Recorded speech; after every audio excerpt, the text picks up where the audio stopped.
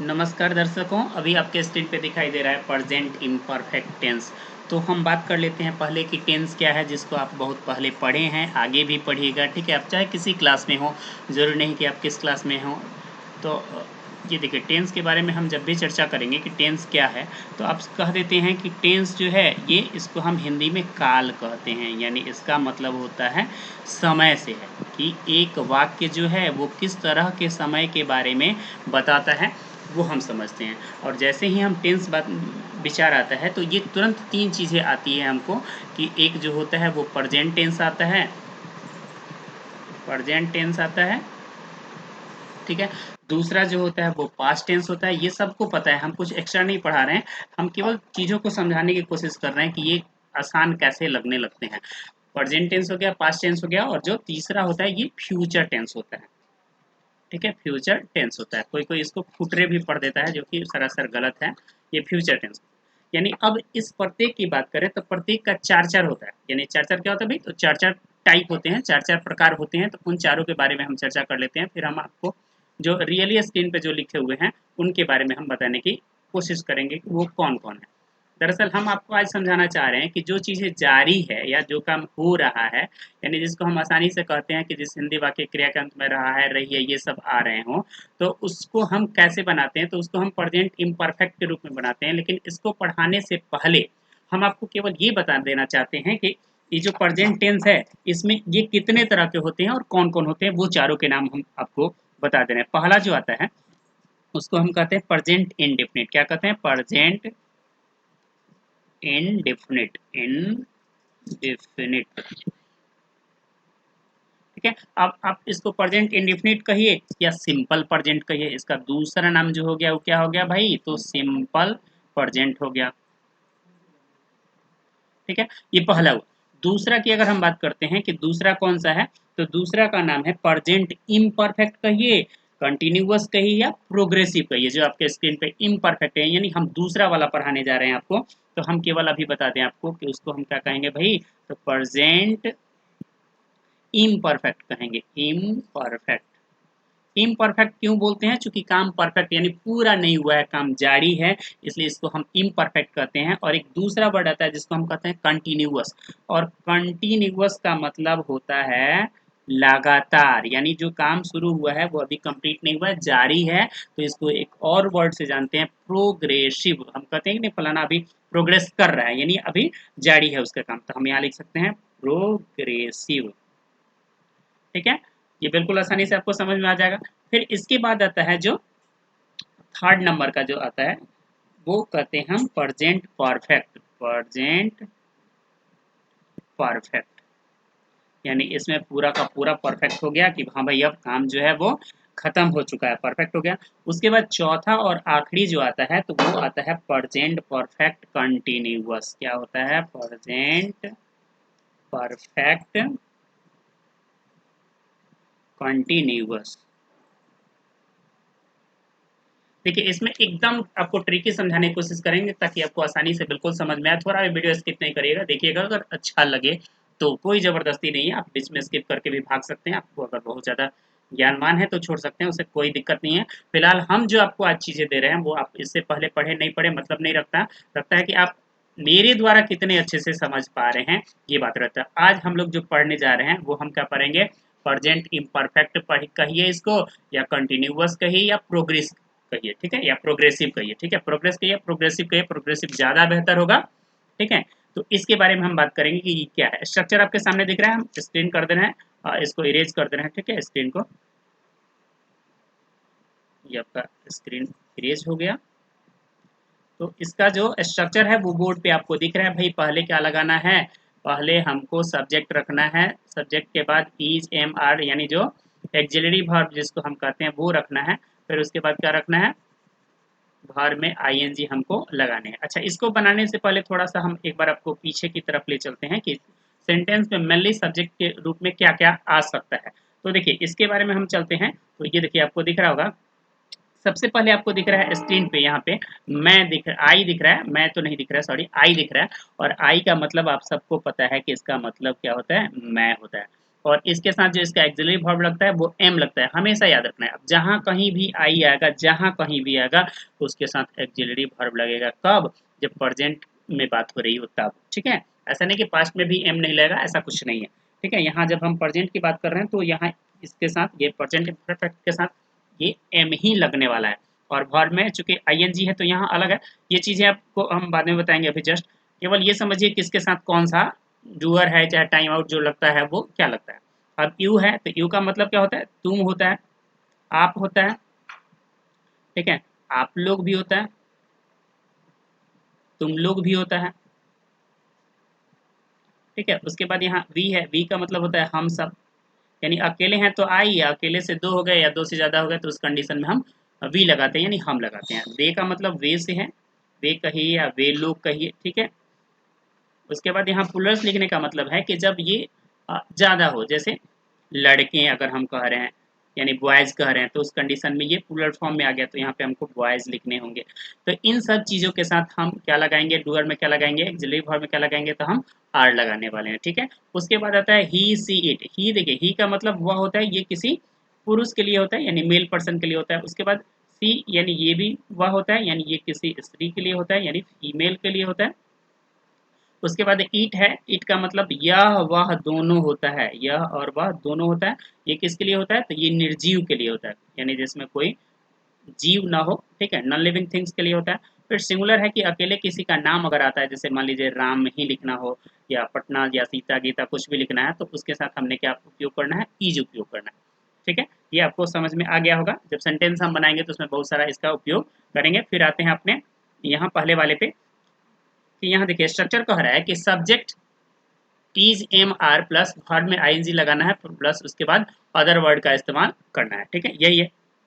तो देखिए जैसे अब जो भी काम जारी दिख रहा हो, जो भी काम आपको ऐसे लगे कि जारी है यानी चल रहा है, अभी हो रहा है, तो इसका पहचान ये है कि आपको क्या दिखेगा भाई? तो रहा है, रही है, ठीक है, रहा हूँ, रहा हूँ। ठीक है, जो भी काम जारी दिख रहा है, जैसे आप कह सकते हैं कि मैं खा रहा हूँ, मैं गा रहा हूँ, वे लोग जा रहे हैं, तुम सब आ रहे हो, यानी ये रहा है रही है वाले जितने सारे हो गया, इस सब के साथ हम यही बनाएंगे। जैसे मैं आपको एक सेंटेंस दे रहा हूँ कि मैं टहल रहा हूँ, मैं क्या कर रहा हूँ? टहल रहा हूँ, टहल रहा हूँ। ठीक है, तो आपको पता हो गया मैं का क्या बनेगा भाई? तो आई बनेगा, आई के साथ क्या लगेगा? एम लगेगा। आई एम टहल रहा हूँ, यानी टहलना क्या है? वर्ब है। तो यहाँ पे वाक, वाक में क्या लग जाएगा भाई? आई एन जी जुड़ जाएगा तो क्या होगा? वाकिंग हो गया। ठीक है, दूसरा सेंटेंस लेते हैं, मैं मैदान में टहल रहा हूँ। दूसरा सेंटेंस अगर आता है कि मैं मैदान में टहल रहा हूँ, मैदान में टहल रहा हूँ। ठीक है, तो इसके लिए हमने क्या बनाना? I am walking in the field. क्या बनाएंगे? I am walking in the field. ठीक है, यानी हम टहल रहे हैं तो कहाँ टहल रहे हैं भाई? मैदान में टहल रहे हैं, तो इसलिए हमने इसको लिखा कि आई am walking in the field. ठीक है, इस तरह से बहुत सारे सेंटेंस बना सकते हैं, जैसे वह पानी ला रहा है या पानी ला रही है। ठीक है, तो उसमें ही लगा लीजिए, सी लगा लीजिए, फेचिंग वाटर। ठीक है, फेचिंग का मतलब होता है लाना। इस तरह से कोई भी सेंटेंस, जैसे हम लोग पढ़ रहे हैं तो वी आर रीडिंग हो गया, हम लोग खा रहे हैं, वी आर ईटिंग हो गया, हम लोग डांस कर रहे हैं, we are playing a dance. ठीक है, यानी कि इसमें अपने मर्जी से जितना चाहे उतना अफर्मेटिव सेंटेंस आप बना सकते हैं, और जितनी रिवाइज करिएगा उतना ज़्यादा आपको इसका बेनिफिट मिलने वाला है। ठीक है, जैसे मान लीजिए कुछ और हम लिख रहे हैं कि अभय कल गाड़ी खरीद रहा है, तो अभय कल गाड़ी खरीद रहा है तो इसका हम बना सकते हैं कि Abhay is buying a car tomorrow, आसानी से बना सकते हैं। उसके बाद और भी ले लेते हैं, जैसे खुशी जोर जोर से हंस रही है तो कह सकते हैं खुशी लाफिंग लाउडली, यानी हंस रही है लेकिन किस तरह से हंस रही है? जोर जोर से हंस रही है, तो इसका ऐसे बनाएंगे। उसके बाद है कि दीपक और राहुल कल आ रहे हैं, तो Deepak and Rahul are coming tomorrow. ठीक है, यानी सेंटेंस को हम इजिली बना सकते हैं। हमारी गाय घास खा रही है और काउज आर ईटिंग ग्रासेस। ठीक है, उसकी गाय दूध दे रही है, हर या हिज लगा सकते हैं। ठीक है, काउ इज गिविंग मिल्क, तो ये आसानी से आप इसको बना सकते हैं। ठीक है, इसके बाद हम चलते हैं अपने निगेटिव वाले सेंटेंस की तरफ कि निगेटिव वाला सेंटेंस क्या कहता है, यानी जिसमें हमको नहीं का बोध हो रहा है, यानी जिस सेंटेंस में हमको ना का बोध आ रहा है कि ना नहीं, मतलब ये शब्द आ रहे हैं। जैसे मैं कहानी नहीं लिख रहा हूँ, मैं नहीं खा रहा हूँ, मैं नहीं बोल रहा हूँ, मैं नहीं हंस रहा हूँ, वे लोग नहीं जा रहे हैं, वे लोग नहीं आ रहे हैं।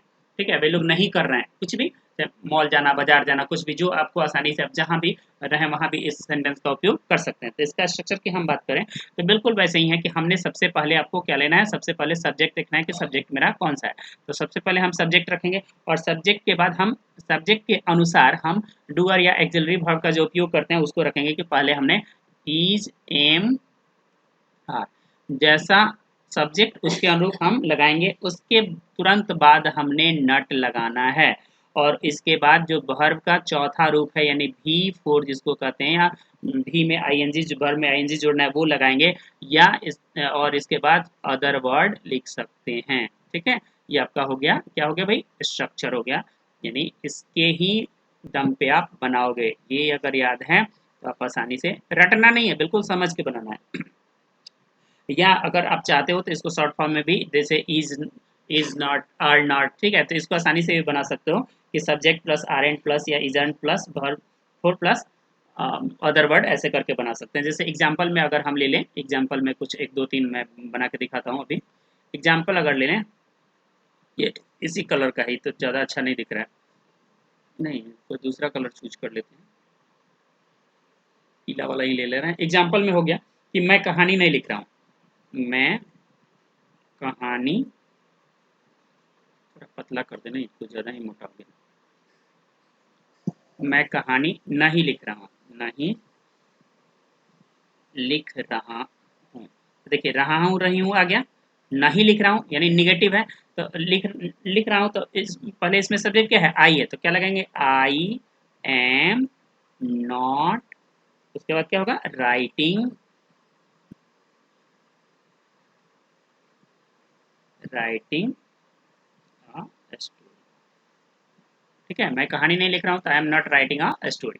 इस तरह से और भी ले सकते हैं कि लड़के वर्ग में शोरगुल नहीं कर रहे हैं, यानी the boys are not making a noise in the classroom.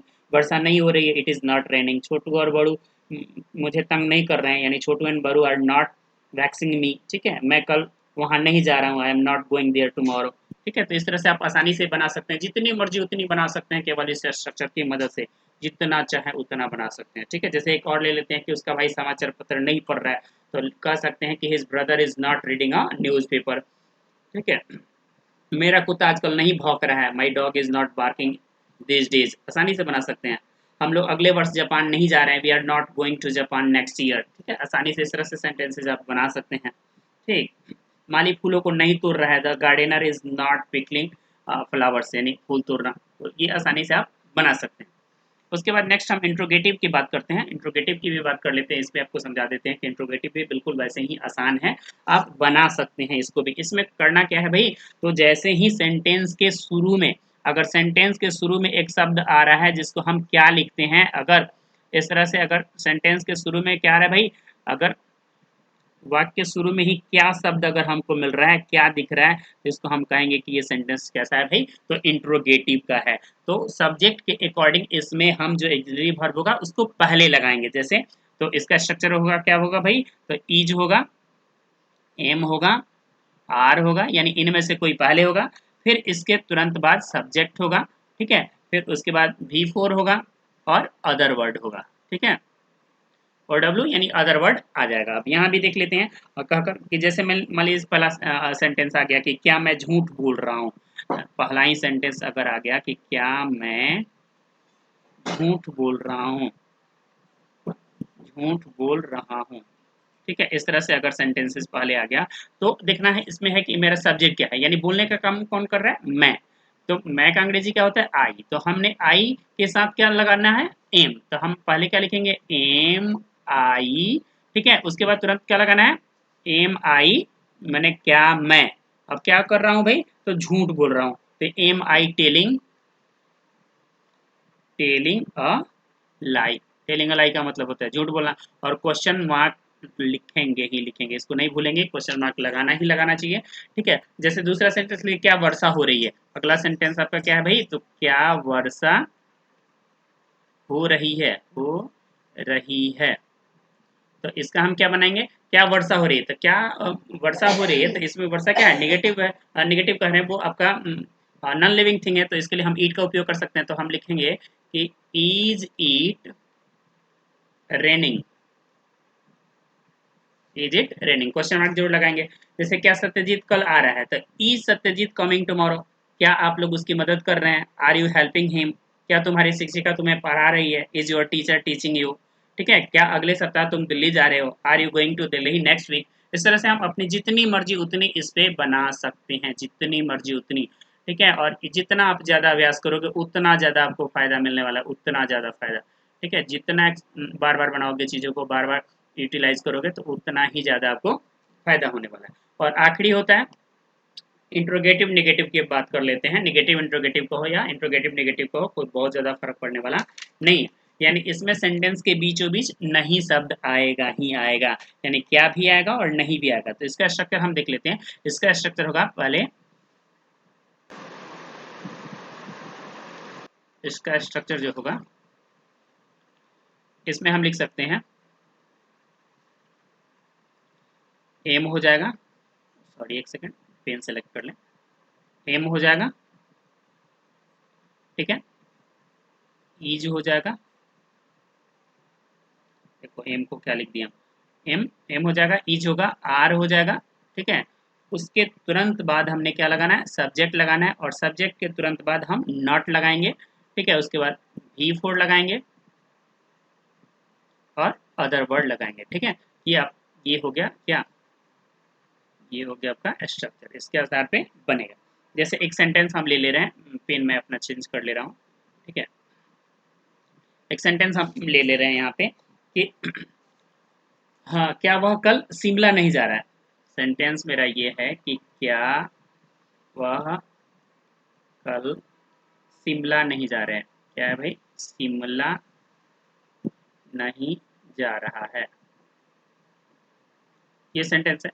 Question mark हमने लिखा, तो क्या वह यानी ही के साथ क्या लगता है, ईज, तो हम लिख सकते हैं ईज ही, ठीक है। इसको तुरंत बाद क्या लगाना है, नॉट, तो इज ही नॉट, ठीक है, is he not going to Shimla. अब देखिए, is he not going to Shimla, या तो लेकिन इसमें एक छूट रहा है कल, तो कल का अंग्रेजी क्या होता है, टुमारो, तो हम लास्ट में इसको टुमारो लिख सकते हैं, TOMORRO, ठीक है। क्वेश्चन मार्क हमको देना ही देना है, ठीक है। दूसरा सेंटेंस बोल रहे हैं, क्या बच्चे नहीं सो रहे हैं, आर चिल्ड्रन नॉट स्लीपिंग, क्या तुम कुछ नहीं कर रहे हो, are you not doing anything, क्या नौकर गायों को नहीं खिला रहे हैं, is the servant not feeding the couch, ठीक है। क्या वे लोग आपस में नहीं लड़ रहे हैं, are they not quarrelling among themself, ठीक है। इस तरह से आप आसानी से बिल्कुल बना सकते हैं और बहुत ही आसान है, आप डेली लाइफ में इसका उपयोग कर सकते हैं। कुछ में आईएनजी जोड़ने का जो तरीका है वो थोड़ा अलग है, थोड़ा सा, जैसे मान लीजिए कि किसी किसी में आईएनजी तुरंत ही लग जाता है, ठीक है, किसी में नहीं भी लगता। जैसे एक वर्ड हम आपको लेके दिखा रहे हैं, जैसे अगर वर्ड है ले, तो ले में आईएनजी जोड़ना होगा तो हम क्या करेंगे, LYING हो जाएगा, ठीक है, लेंग हो जाएगा, ठीक है, यानी ए यहाँ से हट जा रहा है। और जैसे LIE है लाइट, तो इसमें अगर जोड़ना होगा तो LYING हो जाएगा, ठीक है, यानी यहाँ से क्या गायब हो गया भाई, ई गायब हो गया। उसी तरह से कुछ और वर्ड है जिसमें हम आईएनजी लगाते हैं तो उस समय कुछ बातों का ध्यान रखते हैं। जैसे मान लीजिए वर्ड आ गया स्कीप, स्कीप वर्ड है SKIP, तो इसमें लगाना होता है, तो इसमें हम P को डबल बार कर देंगे, यानी SKIPPING, स्कीपिंग हो गया। उस तरह से पुट, पुट आप समझते हैं ना, पुट रखना, तो पुट को बनाना हो तो PUTTING हो जाता है, तो इसका थोड़ा सा हम ध्यान रखेंगे, ठीक है। तो जितना हो सके उतना आप बनाइए और मुझे दीजिए इसके लिए यहाँ। थैंक यू इतना देर वॉच करने के लिए। नेक्स्ट वीडियो के लिए इंतजार करें, अगली बार कुछ और अच्छा दूसरे के साथ, दूसरे वीडियो के साथ मैं पहुंचूंगा यहाँ पे। तब तक के लिए बाय बाय।